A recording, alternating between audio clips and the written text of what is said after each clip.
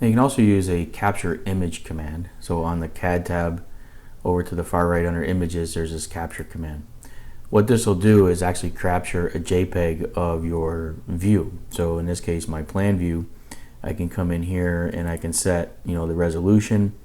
I can give it a name and a location of where I want to store this. So I'm just going to go ahead and store this out here on a temporary file or folder. I'm going to go to temp, and we're just going to call this site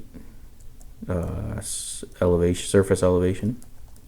So what I have here is a surface with the elevation color, and it's overlaid basically on top of this image. So here's the proposed site plan, and you can see that I've got the elevation surface, and I have the properties of it where its transparency is 50, and I've turned off the wireframe and just showed the elevation shading. So by doing this, you can also use a plot box, but you pick the area that you want and you click apply. And what that does is it basically creates a JPEG of this view. Now you can come here and click on that, and it opens it up in an external viewer, so you can see what it's done is it's grabbed this image. Now it's also created a KML file.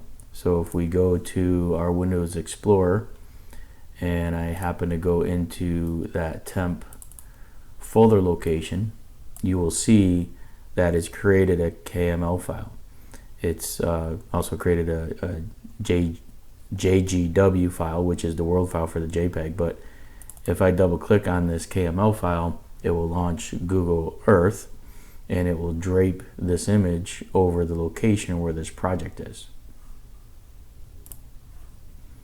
So you can see it zooming in, and it's taking me right to where that site is, and it's placed my CAD work, or the image actually, over Google Earth.